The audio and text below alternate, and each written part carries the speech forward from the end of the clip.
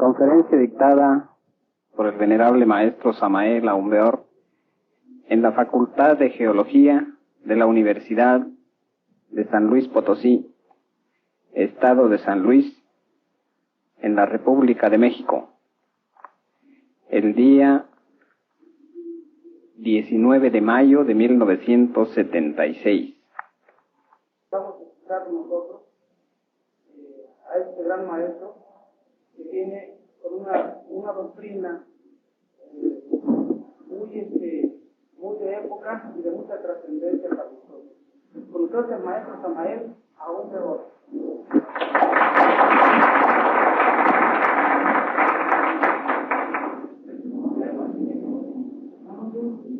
Amigos, ante todo he de decirles que esta doctrina que fue anunciada aquí por nuestro amigo se llama Gnosis. Aquí en nuestro país, México, tenemos nosotros una asociación de estudios gnósticos, antropológicos y culturales.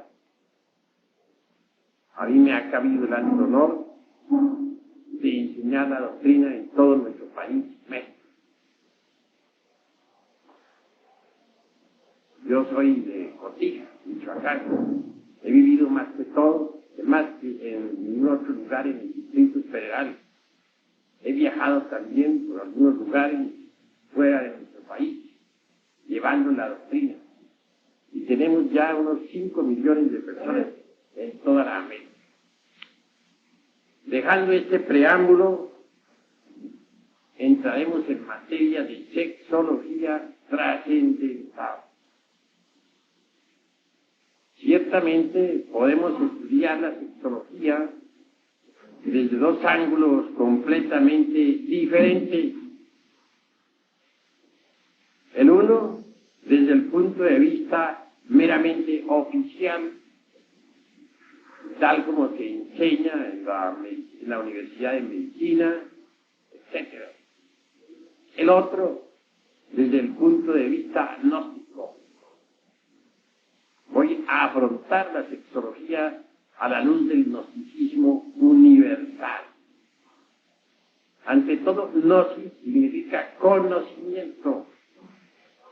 La palabra gnosis entra también en la ciencia oficial.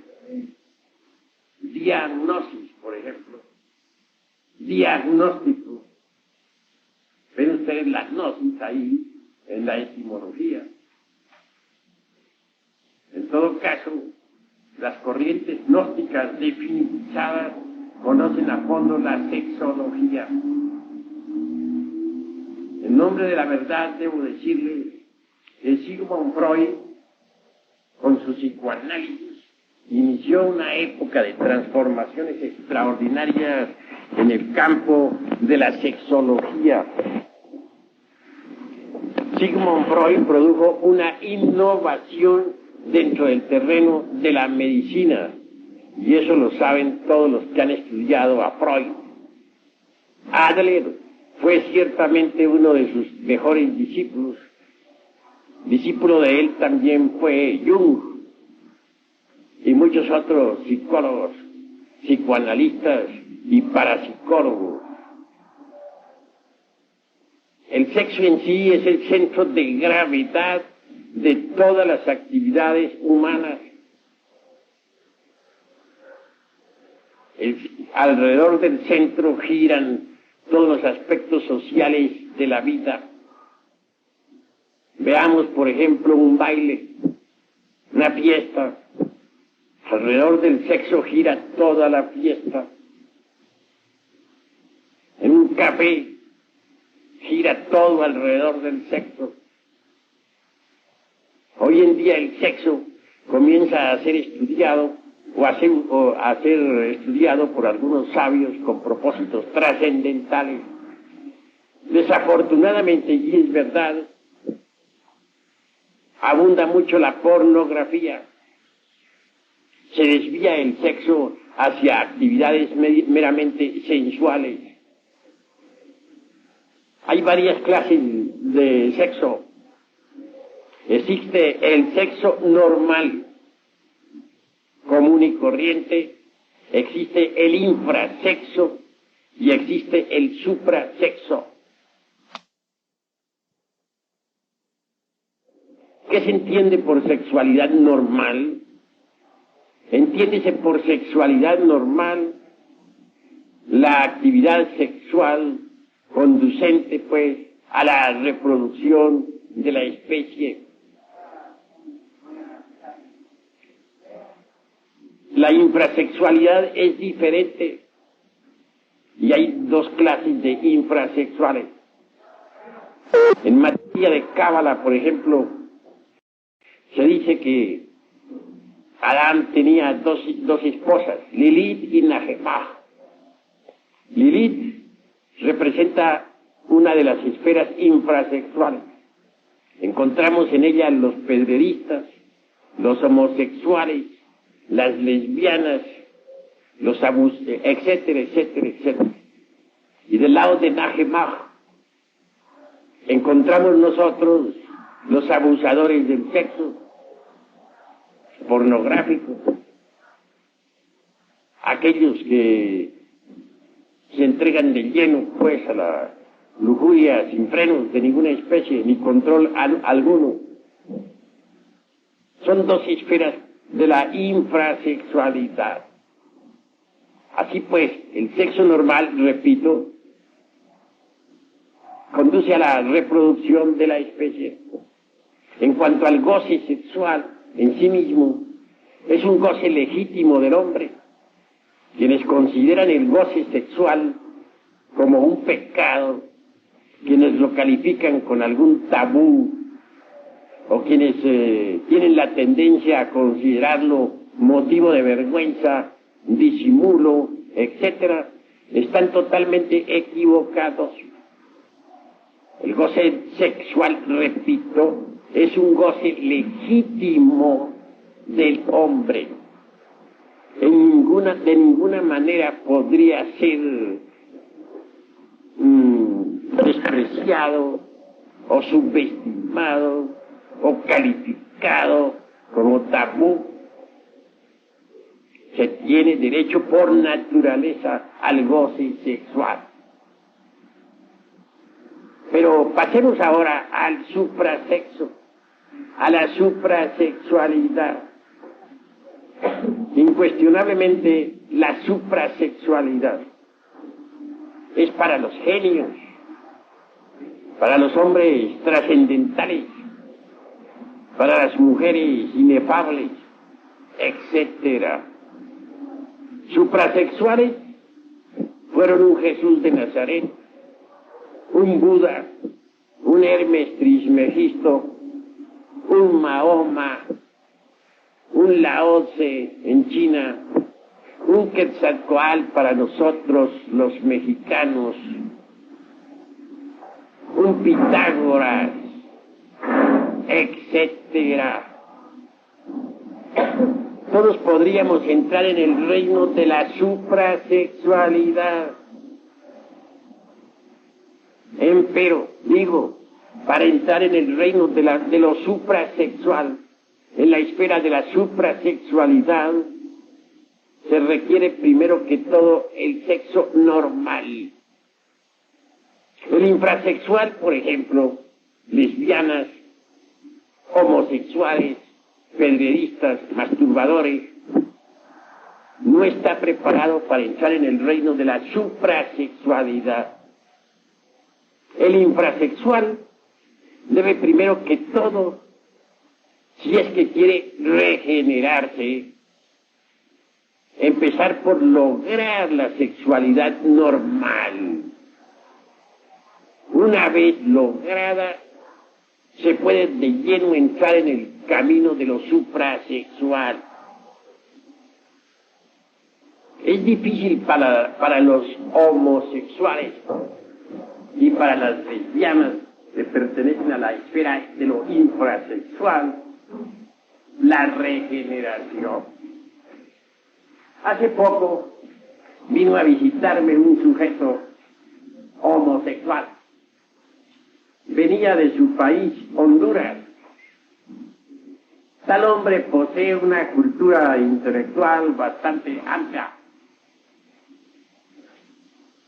Se entusiasmó mucho por las ideas revolucionarias de la sexología, tales como las preconiza el gnosticismo universal. Y hablándome con franqueza, me contó su trágica historia de homosexual. Sin embargo, me manifestó el deseo de regenerarse, de entrar en el terreno de la sexualidad normal y después, posteriormente, meterse por el camino suprasexual. Amigo, le dije, no le queda a usted más remedio que adquirir la sexualidad normal. Usted es un afeminado, pues habrá de empezar primero por conseguirse una mujer. Consígase la mujer primero que todo.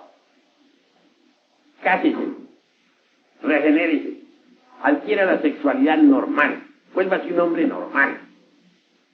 Y el día que usted sea un hombre normal, el día que le gusten las hembras de verdad, entonces estará preparado para entrar en el terreno de la suprasexualidad. Antes no es posible. Hoy por hoy, usted va por el camino de la degeneración. Usted es un degenerado. Bueno, no se ofendió el hombre francamente. Yo tenía la razón.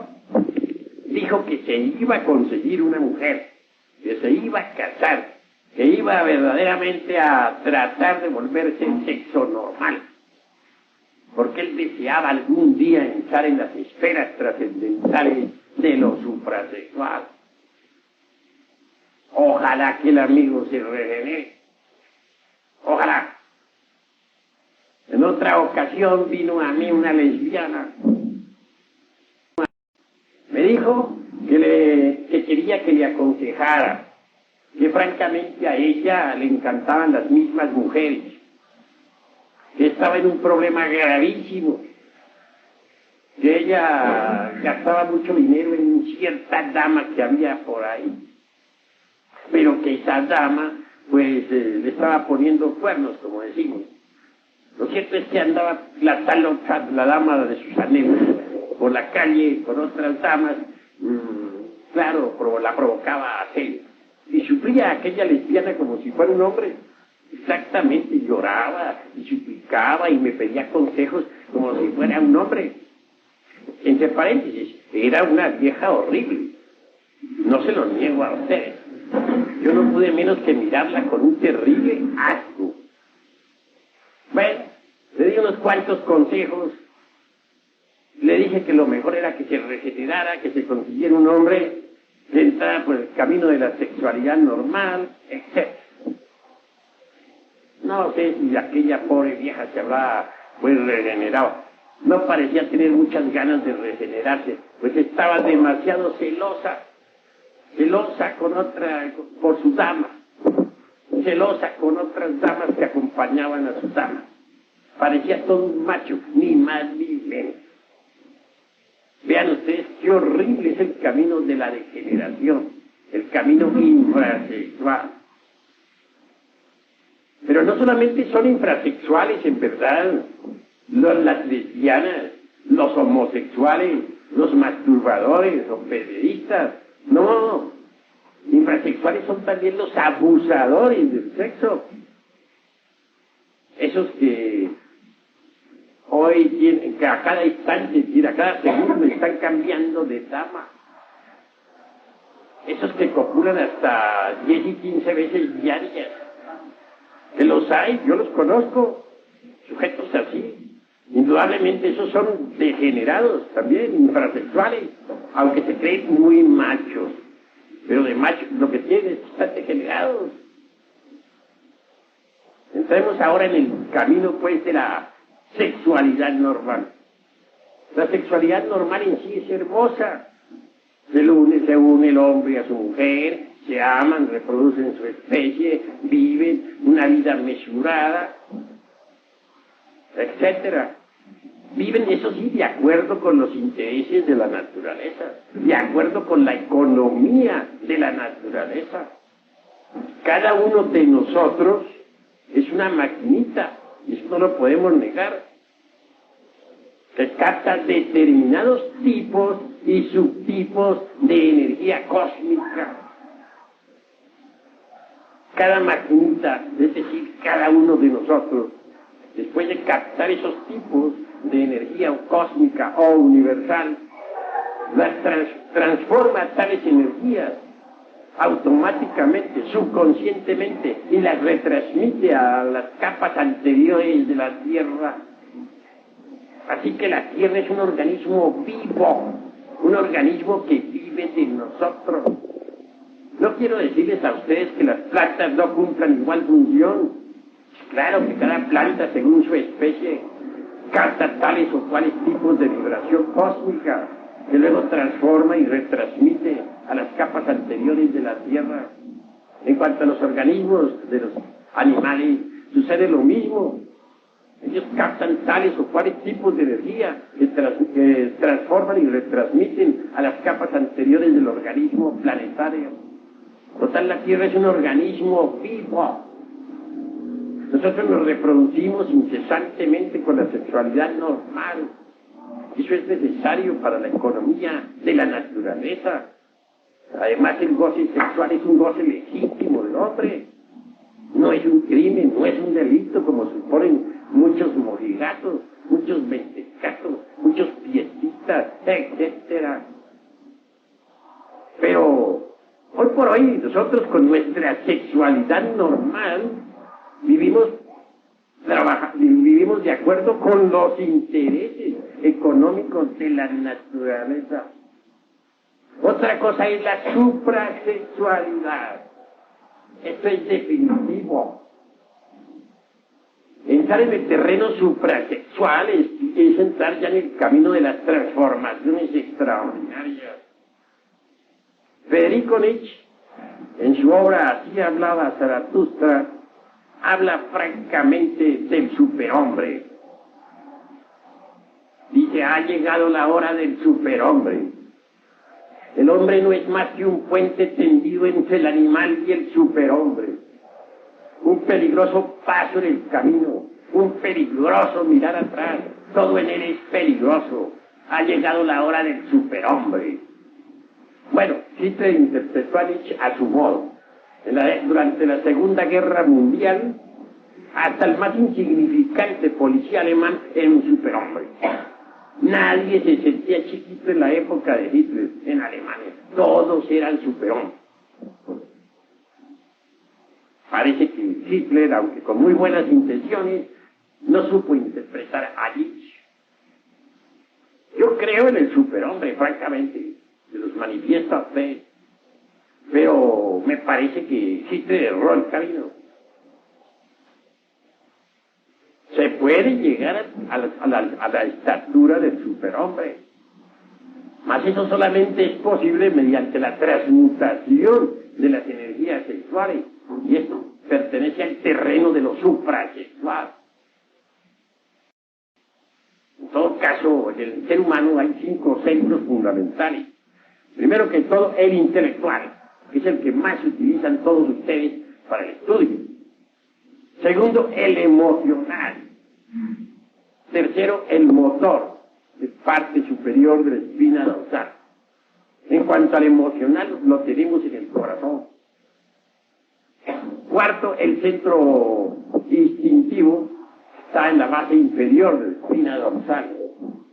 Y sexto, pues, propiamente dicho, el sexual. Repito, para que ustedes puedan grabar mejor.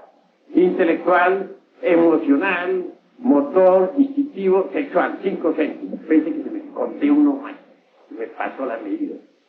Total, estos 5 centros son fundamentales para todas las actividades humanas. En cuanto al sexual, propiamente dicho, quiero decirles que es el centro, pues, alrededor del cual giran todas las actividades humanas. El pensamiento aparentemente es muy rápido, pero desgraciadamente es muy lento. Si ustedes van manejando un carro, por ejemplo, y de pronto en un momento de peligro se ponen a analizar si deben hacer esto o aquello, adelantarse o atrasar, o retroceder, quebrar a la derecha, quebrar a la izquierda, pues vienen a chocar y a tener una catástrofe. El centro motor es más rápido. Uno cuando va manejando carro no tiene mucho tiempo para pensar, actúa y velozmente y ya, y sale del paso. Pero si en ese momento el pensamiento nos trabara, pues chocaríamos. ¿Cuántas veces va uno manejando un automóvil y resulta que en un momento dado queda indeciso si hacia la derecha, si hacia la izquierda, y mientras tanto un fracaso? De manera que es muy lento el centro del pensamiento. Más rápido es el centro del movimiento, el centro motor. El emocional también es un centro rápido, pero no hay centro más rápido que el centro sexual. Uno como hombre ve una mujer y en milésimas de segundo sabe uno si se complementa con uno o no. Si es exactamente está de acuerdo con la onda que uno lleva o no. Pero eso es cuestión de milésimas de segundo. Ustedes como jóvenes lo saben. Ustedes se encuentran frente a frente con una muchacha, pero instintivamente, instantáneamente saben si está de acuerdo con la onda de ustedes o no. Esto es rapidísimo. De manera que es un centro que permite regresar con actividad, con rapidez inaudita, pues, al otro polo. Es el centro más veloz que nosotros poseemos. Pero entremos en factores un poco más detenidos. Muchas veces un hombre vive feliz con su mujer, quiere. Sin embargo, nota que algo le falta. Ciertamente puede suceder que con la mujer que uno no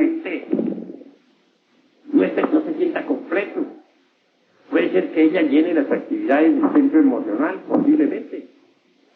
Pero tal vez no se complementa con uno mentalmente. O tal vez sexualmente no se complemente con uno.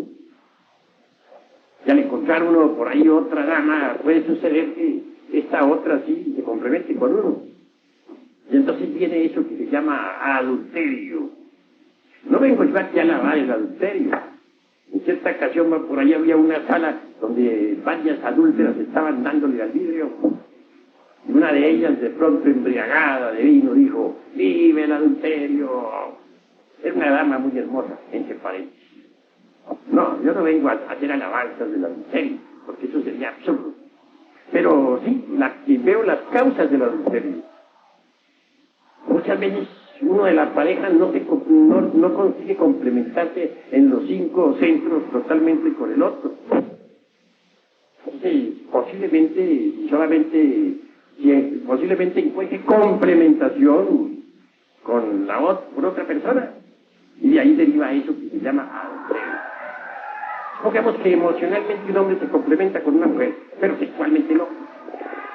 Puede darse el caso que encuentre una dama con la que sí se complemente sexualmente. Supongamos que un hombre se complementa con una mujer mentalmente, pero emocionalmente no. Puede darse el caso de que encuentre una dama con la que venga a complementarse emocionalmente. Puede suceder que en el mundo de los hábitos no se complemente un hombre con su mujer. Puede suceder que encuentre también en el mundo de los hábitos relacionado con el centro motor otra mujer con la que sí se complemente, con la que tenga habilidad. Esa es la causa intrínseca de tantos y tantísimos adulterios que ya no dicen cuenta los divorcios. Como les digo, no vengo a alabar el adulterio porque sería absurdo, ni estoy de acuerdo con aquella dama que gritaba en célebre orgía: ¡vive el adulterio! No, yo no estoy de acuerdo con eso, mis amigos. Únicamente aquí con ustedes, en compañerismo, estamos estudiando la cuestión sexual. Y no podríamos dejar de pasar por alto esta cuestión del adulterio. Yo creo que lo mejor para uno, como hombre, es encontrar una mujer que se complemente con uno en lo intelectual, en lo emocional, en el centro motor o mundo de los hábitos, en el centro de los instintos y en el sexo. Es decir, la pareja ideal, la pareja perfecta.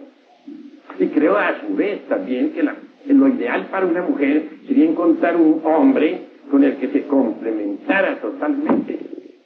Entonces habría verdadera felicidad. Otro de los motivos graves como para que no pueda existir felicidad es la cuestión de los temperamentos. Un hombre de temperamento ardiente, es imposible que pueda ser feliz con una mujer que parezca una mole de hielo. Sencillamente no. El hecho mismo de tener que ir a besarla y en el momento del beso se encuentra con que ella no tiene ganas de besos. Eso es gravísimo. Ahora, ¿qué diríamos durante la cópula? En el momento de copular una mujer helada, acuérdense a ustedes de aquel libro que titula Siloé, el egipcio, se lo dieron en película. Resulta que allí había un lugar de momificación en Egipto, como existían varios lugares de inmundicia, donde arreglaban cadáveres para momificarlos. Y quienes trabajaban en ese lugar de momificación, pues olían a inmundo por donde quiera que pasaban. Ninguna mujer gustaba de esa clase de hombres que olían tan feo. Y claro, olían a podredumbre, metidos entre la podredumbre.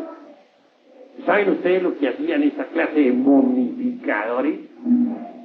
Copulaban con los cadáveres de las hembras que traían ahí.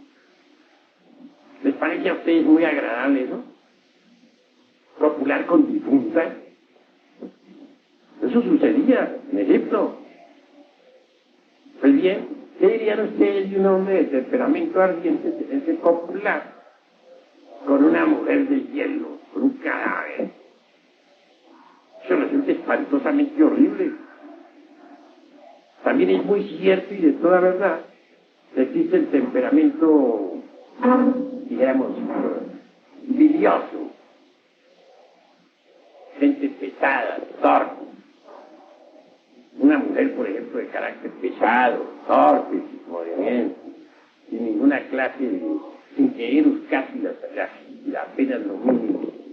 Es imposible que pueda entenderse con un hombre de temperamento nervioso, por ejemplo. Imposible. Es imposible también que un hombre de temperamento nervioso pueda entenderse con una mujer completamente ardiente. Así que la cuestión de los temperamentos es muy importante. No solamente se necesita que haya correlación entre los distintos centros de la máquina orgánica, intelecto, emoción, movimiento, instinto, sexo, sino que hayan temperamentos afines. Solo así, habiendo temperamentos afines y perfecta interrelación entre los centros de la máquina, pues entonces puede haber una auténtica afinidad, lo cual daría felicidad. Sin embargo, estoy hablándoles hasta ahora de sexualidad normal. Suprasexualidad es diferente, mis amigos. Para entrar en el terreno de la suprasexualidad, se requiere ante todo saber transmutar la energía creadora. Pero debemos pensar en el sexo no solamente como cuestión fisiológica. Ha de saberse que en el sexo existe energía. Al fin y al cabo, Einstein dijo, energía es igual a masa multiplicado por la velocidad de la luz al cuadrado. También dijo, la energía se transforma en masa. La masa se transforma en energía. ¿Es posible transformar la masa en energía? Claro está que sí. Ven ustedes un pozo de agua en el camino, en la carretera, por el calor del sol, se va evaporando esa agua, que por último se convierte en nubes y en última síntesis en energía, en rayos y en truenos, en nubes, rayos, truenos. Todas las aguas de los mares, de los ríos se convierten en nubes y por último en rayos y en truenos, es decir, energía. Lo mismo sucede con el en-semin. ¿Qué se entiende por en-semin? La entidad del semen. Es decir, el esperma sagrado. Hoy se tiene la tendencia a considerar el esperma como simplemente una sustancia que secretan nuestras glándulas endócrinas sexuales. La palabra sagrado, acomodada al esperma, parece como fuera de onda. Sin embargo, si ustedes estudian cuidadosamente el psicoanálisis de Sigmund Freud, verán que él dice lo siguiente. Dice que las religiones, en última síntesis, dice, tienen origen sexual. Yo estoy de acuerdo con Freud en ese sentido. Si ustedes están de acuerdo, bien, si no están, bien. Yo por mi parte sí estoy. Cuando uno mira las religiones de los indígenas, por ejemplo, las religiones de las distintas tribus de Indoamérica, o de África, o de Asia, puede, dijéramos, evidenciar en forma directa y por sí mismo, de que todas esas religiones, en todos esos cultos, hay una mezcla de lo sexual con lo místico, es decir, de lo religioso con lo erótico. No hay duda de que la lanza aquella con la que se dice que Longino se dio el costado de Cristo no es sino una viva representación del pan. No hay duda también de que la copa, cáliz, o el santo grial, como dicen, por el cual pelearon todos los caballeros de la Edad Media cuando salieron para la Tierra Santa durante la época de las cruzadas eucarísticas, representa al Johnny femenino, al eterno femenino. Por cierto que los caballeros de la Edad Media andaban buscando ese cáliz en que bebió Cristo la última cena, símbolo de Johnny. Jamás lo encontraron, es obvio. Pero como recuerdo de aquella época, y de la búsqueda del santo grial, y de la pelea contra los moros, quedó la copa esta de las Olimpiadas, copa que se entrega a los vencedores en los Juegos Olímpicos. Tiene ese origen esa copa. No olviden, se representa siempre al Johnny, es decir, al órgano sexual femenino. Sí, pues, en el terreno de lo suprasexual, el cáliz y la lanza son sagrados. El esperma es sagrado, porque en el esperma está contenida nuestra propia personalidad. Los alquimistas medievales veían en el esperma al vitriolo. Por cierto que esa palabra se descompone así. Visitar interior in interran, rectificatur invenias, occultum lapidum. Visita el interior de nuestra tierra que rectificando encontrarás la piedra oculta. Pero ¿a qué piedra se referirían precisamente los alquimistas medievales? A la famosa piedra filosofal. Tal piedra hay que fabricarla. Y no hay duda de que existen fórmulas para su fabricación. Yo creo en la piedra filosofal, pero hay que fabricarla. Mediante el esperma sagrado y sus transmutaciones es posible lograr la piedra filosofal. La transmutación de la libido sexual, convertir el esperma en energía, es posible cuando se conoce la clave. Lo importante es conocer la clave. Si con el enseminis podemos nosotros dar vida a un hijo, si con el enseminis podemos reproducir la especie, si con el enseminis podemos llenar de millones de seres humanos un mundo, es cierto y de toda verdad que con el enseminis, es decir, con la entidad del semen, podemos darnos vida a sí mismos y convertirnos en verdaderos superhombres en el sentido más completo de la palabra. Ahora bien, lo importante sería lograr la transmutación de la libido sexual. Mediante la transmutación logramos cerebrizar el semen y seminizar el cerebro. Se hace necesario seminizar el cerebro, señores, porque es muy sabido por los hombres de ciencia actual que no todas las áreas del cerebro actualmente están trabajando. Se sabe hoy en día en medicina de que solo una mínima parte de nuestro cerebro está actualmente ejerciendo sus funciones.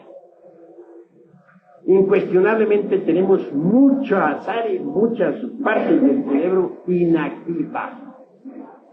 Si con el poquito de cerebro que está activo hemos logrado crear cohetes atómicos que viajan a la luna, hemos logrado crear la bomba atómica con la que se destruyeron ciudades como Hiroshima y Nagasaki, hemos conseguido nosotros aviones supersónicos que viajan a una velocidad extraordinaria.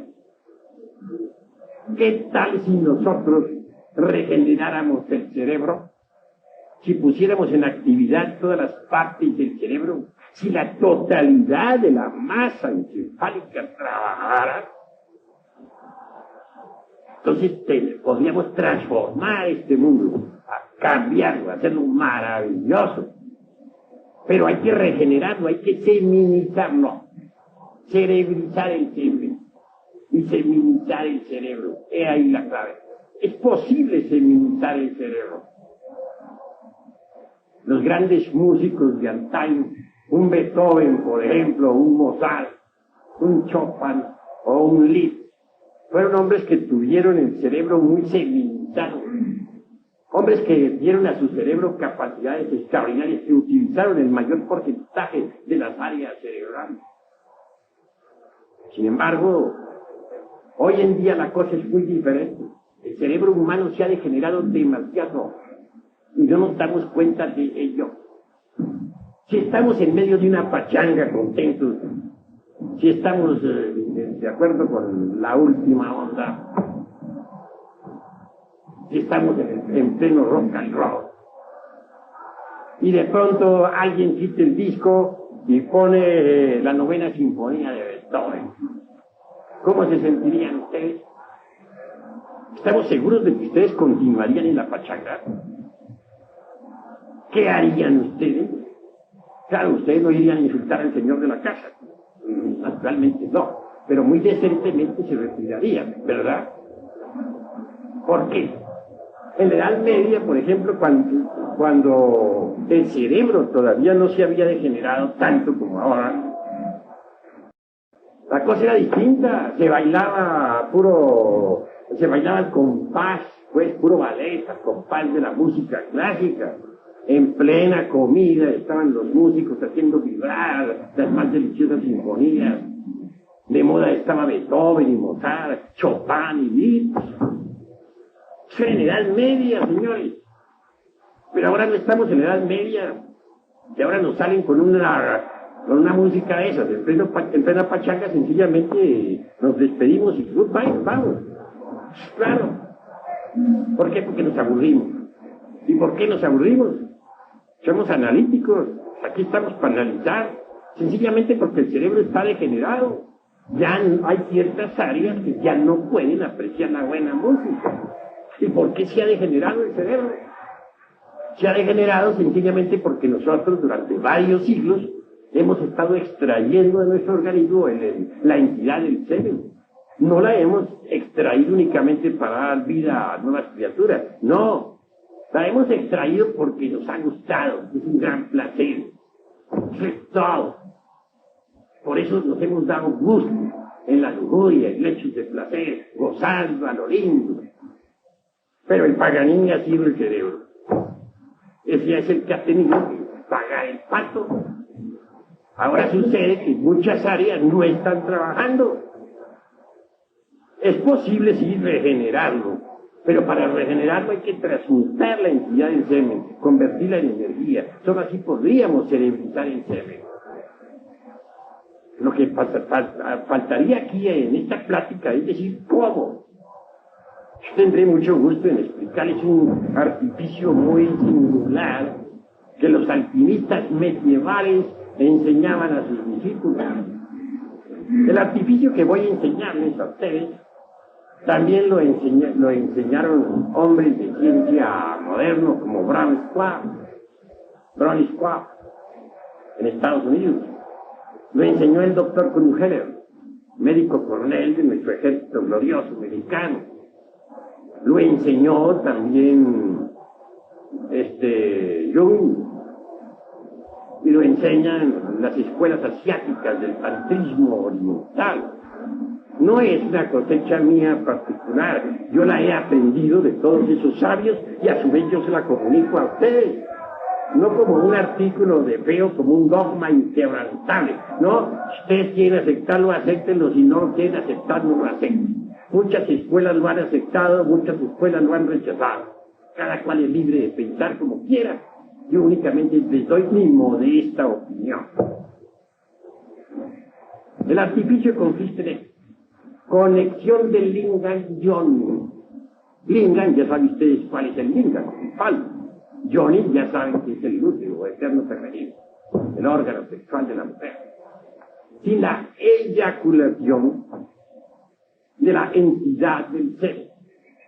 El doctor Crujeles decía en latín, daba en latín la fórmula, decía: inicio membri virili in vaginam femina sin ejaculatium semen. Algunos científicos modernos la han aceptado. Hubo la Sociedad Oneida en Estados Unidos experimentó con esa fórmula. En la Sociedad Oneida, vean ustedes lo que se hacía. Entraron unas 25 parejas, hombres y mujeres, a trabajar con el sexo. Durante cierto tiempo se les ordenaba copular, pero sin la eyaculación de la entidad del sexo. Luego se les sometía a estudios clínicos en los Estados Unidos. Se logró observar que la seminización completa del cerebro, el aumento de hormonas en la sangre, la mejora completa del organismo, la fortificación de la potencialidad sexual, etc. Y muchas enfermedades desaparecieron. Cuando se quería, cuando los científicos resolvían que era necesario que hubiera hijos, daban entonces en la Sociedad Oneida también la libertad para que copularan con eyaculación seminal. Entonces se obtenían reproducciones. Así se hicieron muchos experimentos en la Sociedad Oneida. En todo caso, lo interesante de este fino artificio que constituye el secretum secretorum de los alquimistas mestiepágicos consiste en que nunca llegan a degenerarse las glándulas sexuales. Ustedes saben muy bien que cuando las glándulas sexuales se degenera también la epífisis, y se degenera la hipófisis, y se degeneran todas las glándulas de secreción interna. Todo el sistema nervioso líquido pasa por procesos de degeneración. Entonces viene la decrepitud y la muerte. ¿Por qué existe la vejez? Sencillamente porque las glándulas sexuales entran en decrepitud. Al entran en decrepitud todas las glándulas endócrinas, y entonces se procesa la cuestión aquella de la decrepitud y vejez. Pero si hubiera un sistema que permitiera que las glándulas sexuales no se degeneraran, no entraran en decrepitud, podría conservarse todo el sistema nervioso líquido en perfecta actividad. Y entonces no habría decrepitud ni vejez. Eso es obvio. Ahora bien, por medio de este fino artificio, conexión del lingam yoni sin eyaculación de la ensemen, como dicen los médicos famosos, Crujeles y Bounds, es posible entonces conservar las glándulas sexuales activas durante toda la vida. Esto significa que un hombre que practicara con tal sistema llegaría a la edad de 90 y 100 años todavía con capacidad para copular y para gozar libremente del placer sexual. Es un placer legítimo del hombre, que no es un pecado, que no es un tabú, que no debe ser un motivo de vergüenza o de disimulo, etcétera, sino, repito, un derecho legítimo del hombre. Ahora bien, mediante la transmutación de la entidad del semen en energía se procesan cambios psicológicos extraordinarios. Se desarrolla la glándula pineal. Esa glándula estuvo activa en otros tiempos, en tiempos antiquísimos de la historia. Entonces el ser humano poseía aquel ojo de que nos hablara Homero en su Odisea, el ojo de los Lacértidos, el ojo que viera en aquel terrible gigante que intentara, pues, devorarle. Ese ojo de los lacétidos no es una mera leyenda sin fundamento alguno. Mediante la transmutación sexual, esa glándula se desarrolla, entra en nueva actividad. Allí está ese ojo que le permite a uno percibir el ultra de todas las cosas. Nuestro mundo no es solamente de 3 dimensiones como creen los ignorantes y ilustrados. En nuestro mundo existe una 4ª vertical. Aún más, podemos asegurar con gran énfasis que existe una 5ª vertical, y una 6ª y una 7ª. Esto es que nosotros nunca hemos visto nuestro mundo como verdaderamente es, y no lo hemos visto porque nuestros 5 sentidos están degenerados. Nuestra glándula pineal está atrofiada.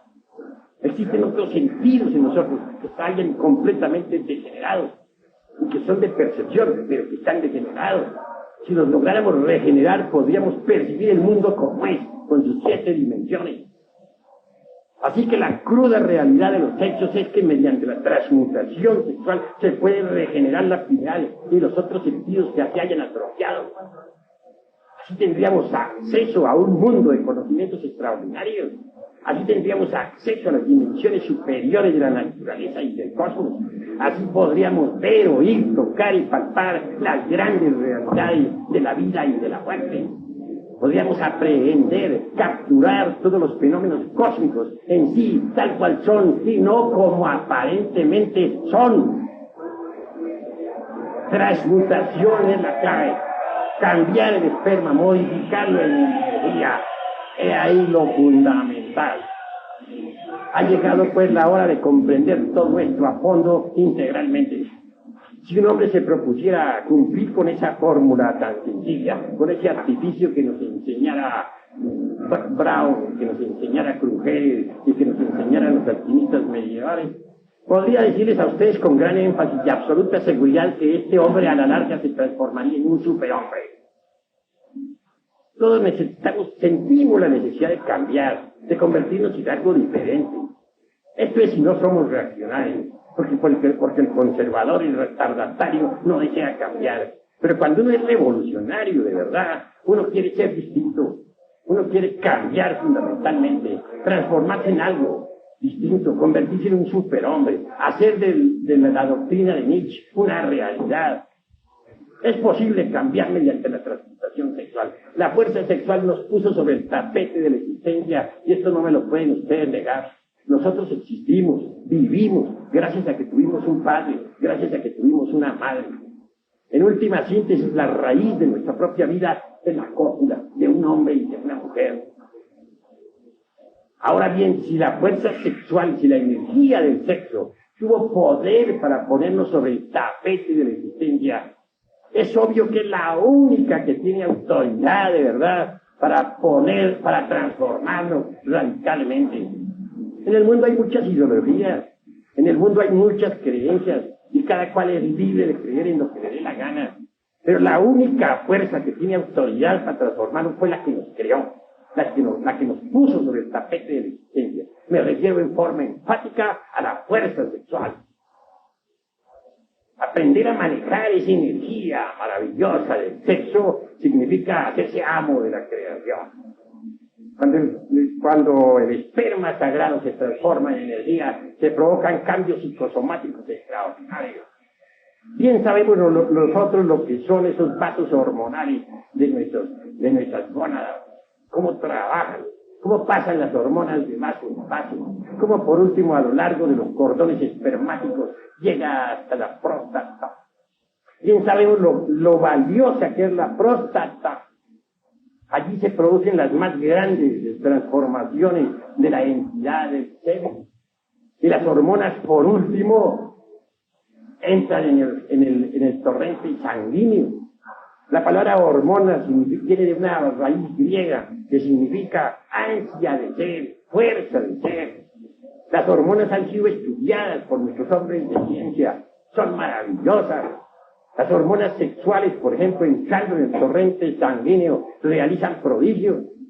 Cuando tocan a las glándulas endócrinas, sea a la tiroides, sea a las paratiroides, sea a los riñones suplementarios, o a la timo, etcétera, etcétera, etcétera, las estimulan, hacen que esos pequeños microlaboratorios produzcan más hormonas.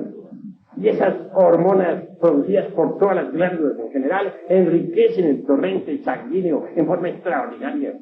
Entonces desaparecen las dolencias, desaparecen las enfermedades.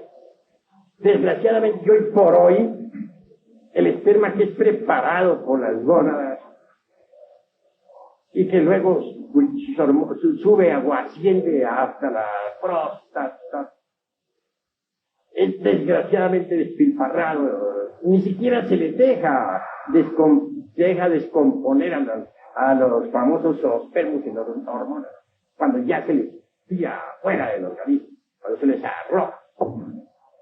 Muchas veces ni siquiera alcanza a ascender desde los testículos hasta la próstata la entidad del pene, cuando ya es eliminada.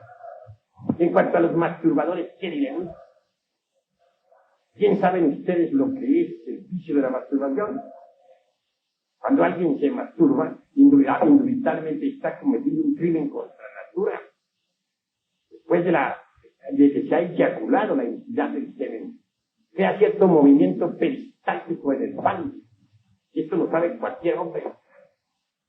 Entonces, con tal movimiento siempre el falo se recoge del útero de la mujer la energía que necesita para alimentar al cerebro. Pero durante la masturbación la cosa es distinta. El falo es lo único que recoge con el movimiento peristático, es aire frío que va al cerebro. Así se agotan muchas facultades cerebrales. Innumerables sujetos han ido al manicomio por el vicio de la masturbación. Un cerebro lleno de aire es un cerebro estúpido en un 100%. Así que es condenable ese vicio, totalmente.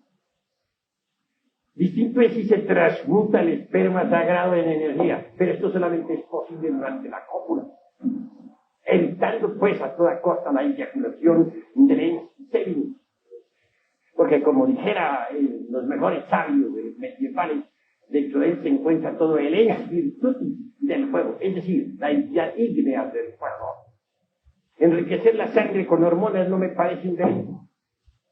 Transmutar el esperma en energía está muy bien documentado por hombres como Sigmund Freud y otros tantos. Entonces, lo importante sería aprovechar toda la potencialidad sexual para desarrollar, para feminizar el cerebro y desarrollar la glándula pineal y hasta la hipófisis y otras. Se conseguiría una transformación orgánica maravillosa. Lo psicosomático está relacionado íntimamente con lo sexual. Una suprasexualidad implica, de hecho, también algo suprasexual dentro de lo psicosomático.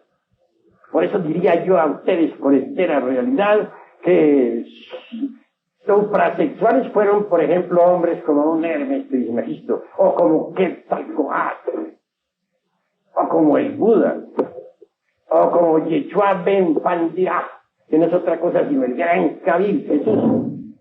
Esos fueron suprasexuales. El suprasexual es el superhombre de Nietzsche. Uno puede alcanzar la estatura del superhombre entrando en el terreno de la suprasexualidad, sabiendo gozar del amor, sabiendo gozar de la mujer, sabiendo vivir con alegría, con más emoción, menos razonamientos inútiles. La emoción es lo que cuenta, eso vale más que todo. Así pues, desde un punto de vista revolucionario, nosotros podemos convertirnos en verdaderos dioses hombres, si así lo queremos. Bastaría que regeneráramos las áreas del cerebro, que los pusiéramos a trabajar a todas, y entonces sí haríamos un mundo mejor.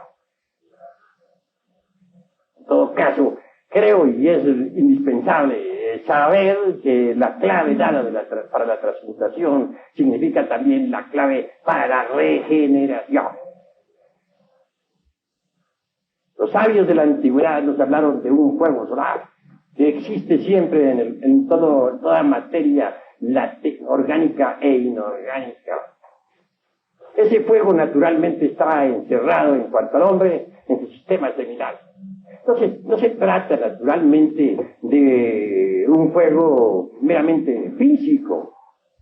Dijéramos, un fuego de tipo supradimensional, psicológico o metafísico. Ese foi es palabra que significa fuego, de tipo estrictamente sexual, y que todos lo sentimos durante la cópula, puede desenvolverse y desarrollarse para ascender desde nuestro sistema seminal a lo largo del canal medular espinal. Cuando ese fuego asciende, despierta en nosotros poderes que ignoramos, poderes extraordinarios de percepción, o mejor dijéramos de extrapercepción sensorial, poderes que divinizan. Pero hay que despertarlo mediante la transmutación de la libido, sabiendo gozar del amor. Y la mujer también puede despertarlo sabiendo gozar de su varón. Con ese fuego se realiza prodigio. Los orientales lo denominan Kundalini, y es maravilloso. Nuestros antepasados mexicanos le denominaban la serpiente, porque decían ellos, que tiene figura de serpiente sagrada, que sube a lo largo del canal medular espinal. En el oriente se habla de 7 centros que existen en la espina dorsal, 7 centros magnéticos, que podrían ser perfectamente estudiados con placas muy especiales y también con agujas mantadas y otros sistemas de investigación. El primero está en el coxis. Cuando entra en su funcionalismo, nos confiere determinados poderes sobre el elemento tierra. El segundo está a la altura de la próstata, el cual nos confiere poderes sobre los elementos acuosos de nuestro organismo. El tercero a la altura del ombligo, el cual despertado nos permite manejar nuestro temperamento ardiente y hasta actuar sobre el fuego universal. El cuarto está a la altura del corazón. Y es obvio que nos confiere ciertas facultades extraordinarias, como el de la telepatía, el de la intuición, muchos otros. El quinto está en la altura de la glándula tiroides, que secreta el yodo biológico.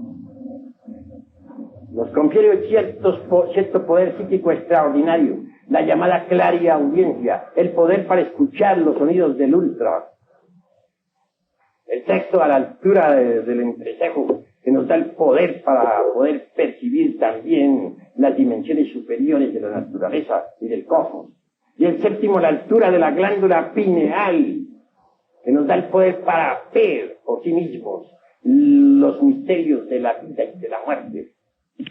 Así pues, esas facultades siguen latentes en nuestro organismo y pueden ser despertadas con ese fuego extraordinario que los hindustanes llaman Kundalini y que sube por el canal medular mediante la transmutación sexual. Pero para llegar a estas alturas se necesita trabajar con este secreto secretado durante toda la vida. Quien de así proceda se transformará en superhombre y podrá penetrar en el anfiteatro de la ciencia cósmica. Podrá adentrarse en la universidad de la ciencia pura y resolver problemas que la ciencia oficial todavía no ha sido capaz de resolver. Hasta aquí mi plática de esta tarde, señores. Si ustedes, alguno de ustedes desea hacer preguntas, puede hacerla con la más entera libertad. La cópula, como usted dice, tratando de que ella produzca o evitando. Sencillamente lo único que se busca con este artificio tan sencillo enseñado por Brian Schwartz y la Sociedad Oneida es copular sin eyacular la entidad del semen, porque sostienen estos sabios que mediante este artificio se consigue que el esperma sagrado se convierta en energía, de manera que lo que viene a subir al cerebro no es el esperma, porque nos volveríamos locos, sino la energía del esperma, que es diferente. Eso se llama transmutación. Puede uno gozar del placer sexual sin debilitarlo. Normalmente uno después de la cópula se siente con cierto asco, pero si uno no eyacula la entidad del semen, después de la cópula le dan ganas de repetirla 1.000.000 de veces. Se siente dichoso, feliz, goza sin debilitarse jamás. Eso está enseñando la sociedad negra en los Estados Unidos, eso enseñó también Jung, eso enseñó Brown Square, y eso lo están enseñando los mejores sabios hoy en día en todos los rincones de la tierra. Eso es todo.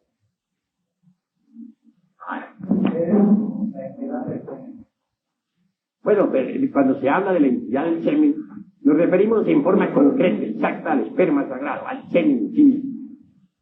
Solo que en lenguaje un poco más delicado se dice la entidad del semen, y aún mucho más delicado, como para que no se espante la gente, se dice el ensemen. Eso ya como para que no se espante. ¿Alguna otra pregunta?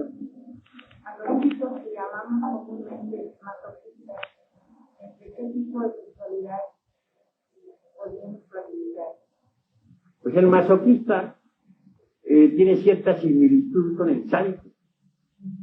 Solamente que en lugar de maltratar a otros como lo hace el sádico y como lo preconizaba tan alegremente el Marqués de Sade, pues goza mortificándose a sí mismo de una forma espantosa.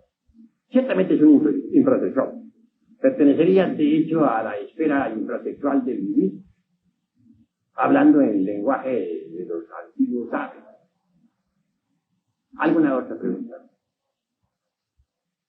Todos pueden preguntar con la más entera libertad sobre este terreno de la sexualidad normal y de los supranaturales. Esto provocado un hombre igual que la mujer, al mismo tiempo, sea la pareja, es igual a la pareja. Pues la pareja, hombre y mujer, cuando están debidamente acoplados, pues sienten el mismo placer. Sea a veces que, por ejemplo, los hombres han debilitado demasiado las potencias sexuales debido al abuso. No logran satisfacer sexualmente a la mujer. Porque la mujer, para que pueda llegar a un orgasmo fisiológico, necesita que el varón sea lo suficientemente fuerte como para sostenerse durante el coito, en forma continua, hasta que ella logre, pues, tal orgasmo. Pero cuando se ha debilitado demasiado la potencia sexual en el hombre, tiene que eyacular antes de que la mujer pueda satisfacerse. Entonces,